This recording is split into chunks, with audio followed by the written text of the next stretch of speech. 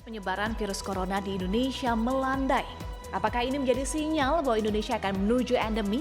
Bahkan PPKM di Jawa Bali, khususnya di wilayah Jabodetabek, berada turun dari level 2 ke level 1 berdasarkan Inmendagri nomor 26 tahun 2022. Kabar gembira atau tetap harus waspada?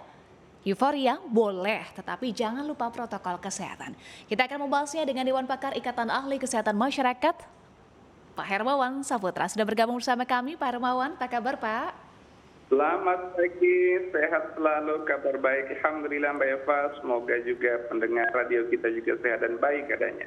Baik, salam sehat selalu juga Pak Hermawan dan juga tentunya untuk MG listeners ya. Pak Hermawan, Jabodetabek WFO 100%, tepatkah kebijakan ini? Ya, ini mungkin menjadi sebuah pendekatan kebijakan yang masih kontroversi ya, karena kita melihat di kita ini, Mbak Eva, setelah Lebaran, artinya arus mudik dan arus balik beserta keramaian itu, sesungguhnya kita baru betul-betul bisa aman itu setelah sebulan ya dari hari Lebaran untuk melihat dampaknya dari kasus yang ada. Karena bagaimanapun seluruh aktivitas keramaian, kemudian mobilitas, apakah itu Nataru, Lebaran, dan lainnya pasti membawa dampak. Dan memang tahun ini juga ada dampak. Walaupun setelah 2 minggu itu belum dampak, belum signifikan, tapi setelah 3 minggu persis hari kemarin, kita baru melihat adanya kasus kesakitan yang lebih tinggi dari kesembuhan pertama kali selama sebulan terakhir ini. Dan tentu itu baru minggu ketiga ya, nah kita harus evaluasi sampai minggu keempat, artinya sampai awal bulan depan ini ya, sekitar 2 atau 3 Juni. Nah, di sisi lain kita sendiri memiliki vaksinasi yang 80% cakupannya dari target sasaran. Nah, sasaran kita itu 208 juta lebih dengan capaian sejauh hari kemarin itu 80%. Artinya masih ada kurang lebih 101 juta orang ya, yang belum tervaksin lengkap di Indonesia. Karena total penduduk kita kan lebih dari 270 juta orang. Orang yang sudah divaksin lengkap itu baru sekitar 167 juta atau 80%. Itu data resmi pemerintah. Dan belum lagi kalau kita bicara periode vaksinasi yang disebut vaksin booster atau vaksin ketiga misalnya, itu baru 21,3% atau sekitar 44,5 juta. Jadi masih sangat jauh. Sementara vaksin itu periodisasi setiap orang berbeda-beda. Karena setelah 4 bulan titer antibodi menurun, maknanya ada proteksi yang tidak optimal dalam diri setiap orang yang memungkinkan kekebalannya itu menurun dan tidak sama periodenya. Nah, ini catatan dari data. Tetapi memang kita akui setelah kita 2 tahun itu, terutama 2 bulan terakhir, data kita melandai terus turun. Nah, baru sekarang mulai kembali ada flat kurva di bulan-bulan ini dan bahkan naik dalam 1-2 hari ini. Jadi ini situasi umum. Di sisi lain dari situasi global, WHO sendiri kan belum mencabut status pandemi. Nah, kita bersyukur bahwa negara kita termasuk negara yang tidak sepenuhnya ketat habis seperti negara yang lockdown, tetapi di sisi lain juga kita negara yang membutuhkan proses untuk juga terlepas dari COVID ini. Proses inilah yang diinisiasi juga oleh kita semua termasuk pemerintah melalui press release Presiden Jokowi waktu itu dimungkinkan orang tidak menggunakan masker di area terbuka dengan memahami kondisi dan resiko.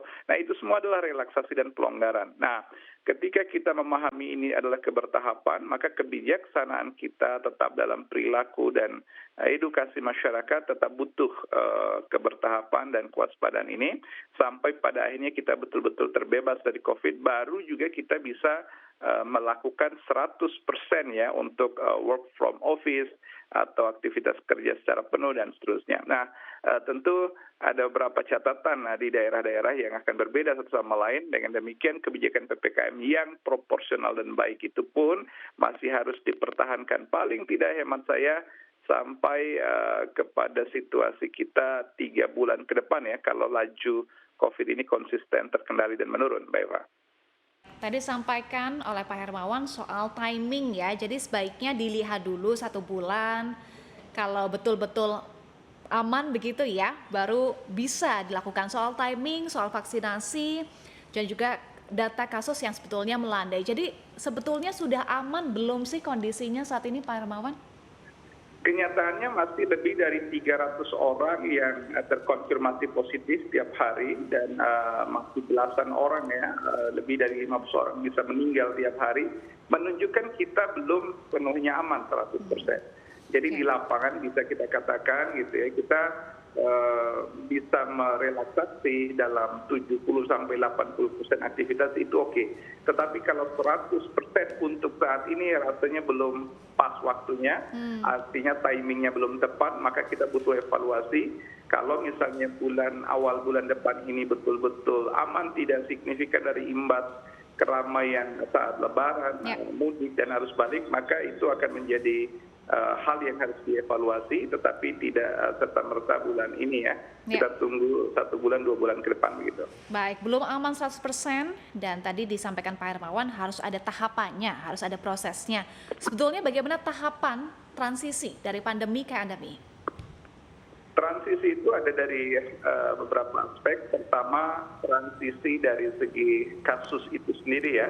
Namanya transisi epidemiologi di mana kasus itu terkendali. Nah, tetapi memang disayangkan juga kita nih dalam sebulan terakhir di dunia dan juga di Indonesia itu dihebohkan juga dengan adanya penyakit-penyakit lain ya. Misalnya ada hepatitis akut with unknown etiology atau hepatitis misterius. Kemudian kita baru-baru ini mengenal juga istilah monkeypox atau cacar monyet.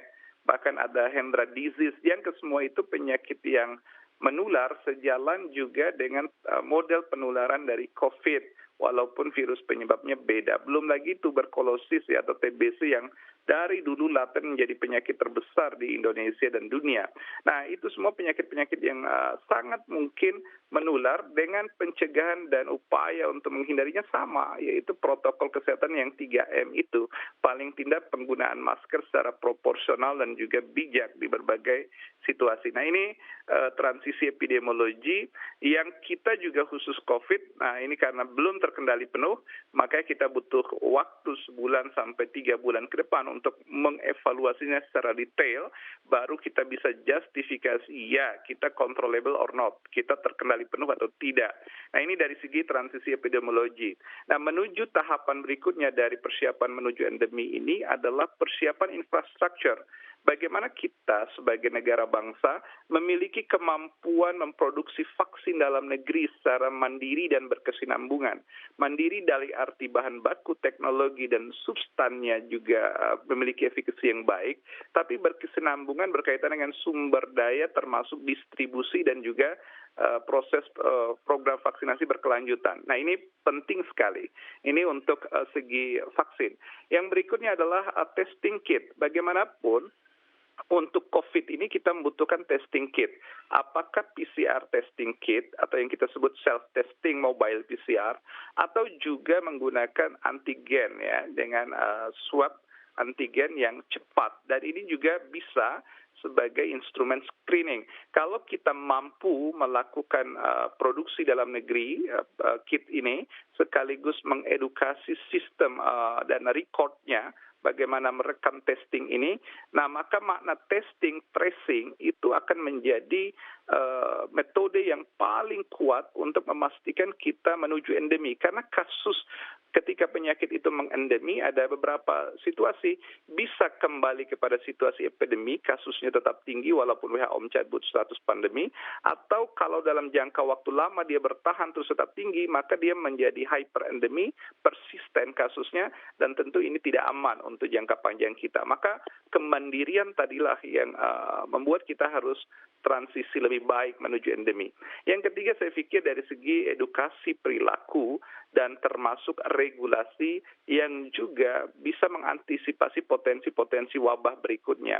Tadi saya sudah sebut beberapa penyakit baru yang menjadi konsekuensi dari transisi epidemiologi. Nah, perilaku adalah kuncinya. Nah, perilaku ini kita sudah diberikan hikmah dan pengajaran selama pandemi COVID 2 tahun lebih sudah, bahwa kalau kita bisa berperilaku, membersihkan cuci tangan senantiasa, kita memiliki higienitas dari aspek makanan, tidak gampang berganti alat makan, dan juga menjaga kebersihan pakaian diri, dan bahkan lingkungan, itu semua akan menyebabkan kasus penyakit menular terminimalisir dan snowballingnya bahwa akan ada kaitannya dengan penyakit-penyakit lain juga yang saya sebut tadi yang juga bisa dicegah dengan perilaku yang sama. Jadi kalau intensitas dan juga frekuensi secara kumulatif orang Indonesia memiliki habit yang baik PHBS dalam pencegahan pengendalian COVID, maka juga akan juga bagus untuk pencegahan pengendalian penyakit lain dan Indonesia bisa jadi lebih siap menuju endemi fase di masa-masa mendatang ini, Mbak Eva. Baik, soal edukasi perilaku ini menjadi penting ya, Pak Hermawan, disampaikan oleh Pak Hermawan tadi, apa yang harus dilakukan oleh pemerintah dan juga tentu peran dari masyarakat untuk tetap melakukan 3M untuk mengantisipasi penyakit-penyakit baru selain COVID-19 yang tadi disampaikan oleh Pak Hermawan. Ya, betul sekali. Nah, ini yang harus kita upayakan bersama ya. Tentu pemerintah juga tidak bisa sendiri untuk menjadikan negeri ini lebih baik dari segi layanan dan guidance atau acuan untuk berperilaku. Tetapi kita sendiri harus punya kesadaran ya. Ada personal dan community awareness yang memang di fase inilah kita harus terus belajar dan media terus memberikan link informasi-informasi edukatif, promosi yang lebih baik, sekaligus kita menyaring berita-berita hoax dan budaya-budaya kebaikan untuk perbaikan ini yang harus terus kita kembangkan agar masyarakat kita yang punya platform teknologi yang bagus, memiliki asupan juga informasi yang bagus dan perilakunya akhirnya tercermin menjadi lebih baik dan untuk kesehatan Indonesia tentu saja, Eva. Baik, terima kasih Pak Hermawan Saputra, Dewan Pakar Ikatan Ahli Kesehatan Masyarakat sudah bergabung bersama kami di Morning Traffic. Salam sehat selalu ya Pak Hermawan. Kuncinya adalah tadi edukasi perilaku dan juga kesadaran masyarakat untuk terus melakukan 3M ya, yang harus tetap dilakukan saat ini. Terima kasih Pak Hermawan, salam sehat selalu. Terima kasih, salam sehat buat kita semua.